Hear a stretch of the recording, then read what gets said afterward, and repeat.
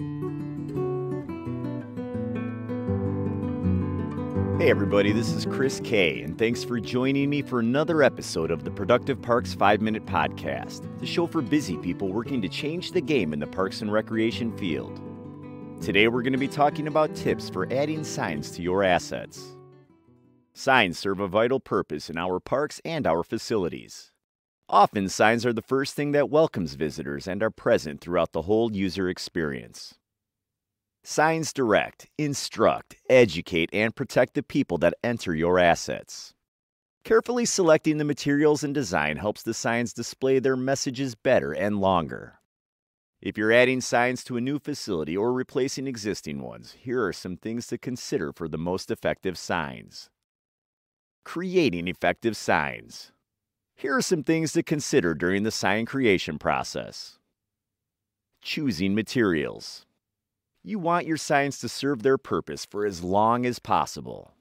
When choosing the best sign material, you need to determine the sign's purpose, placement, and the potential conditions it will encounter. Here are some of the more common materials you could choose for signs. Aluminum or aluminum composite, a relatively inexpensive option that won't corrode. Acrylic and plexiglass, provide a distinct stained glass appearance that works well with lighted cabinet signs. Medium density overlay. This option gives the option of using wood, but the resin overlay makes it more weather resistant. Treated wood. Pressure-treated wood gives that natural, rustic look and gets added protection from simple poly coatings. Durawood. Looks and feels like wood, but it's made of vinyl for less cost and maintenance. Vinyl. A better choice for temporary signs like special events with this affordable but less durable material. Coroplast. Corrugated plastic is lighter and less expensive than solid plastic, which can be great for promotional or special event signs. Color combinations. Using contrasting backgrounds and lettering makes your sign more visible and easily readable. Here are the top 5 most readable color combinations. Black on yellow. Black on white. Yellow on black. White on blue. Green on white. These are only some usable combinations. They may be the best options, especially in outdoor settings. Stay positive. People don't like being told what to do. And yes, there are times when signs need to tell people not to do something for their safety, like no trespassing or no smoking. But there are other times when signs could convey their message with a softer approach. Here are a few examples. No fishing. Only birds may fish here. No picking flowers. Others want to enjoy the flowers. Please keep them here. No ball playing. Please use our athletic fields at the south end of the park.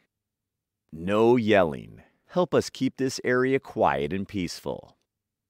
You still want to send a clear message that's as concise as possible, but opt to convey it with positivity when it works. Make signs inclusive. We want as many people as possible to feel welcome at our parks and facilities. Our signs can be one way that helps everyone feel welcome. Understanding who visits your facilities allows you to create signs that make everyone feel included. Inclusive signs can include wording in different languages, braille, or picture communication symbols for children with special needs. Use recognizable symbols. Another way to make signs easily understandable and inclusive is by using common symbols. Just about everyone knows the symbols for restrooms, no smoking, stop, etc.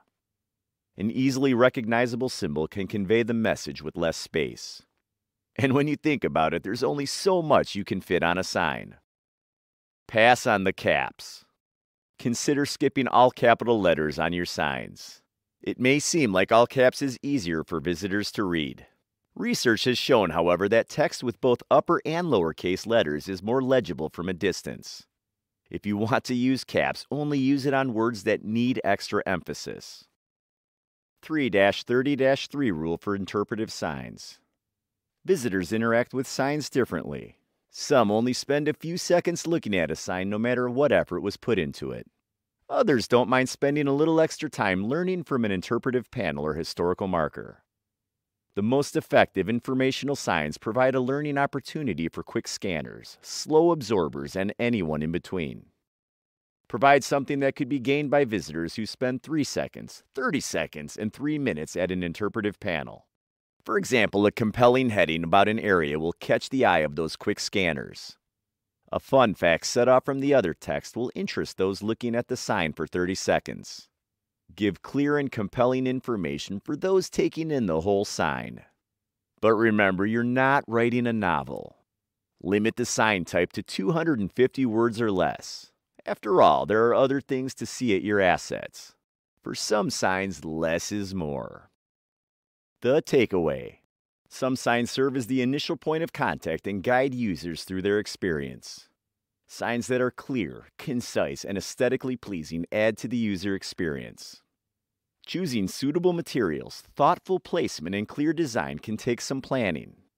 When done well, however, the signs will be an essential fixture of your assets for years. In the next article, we will discuss how to maintain those signs and minimize the effects of graffiti. Well, that's a wrap. Thanks for joining me for another episode of the Productive Parks Podcast. Remember to tune in each week for more tips on how to make your agency more productive.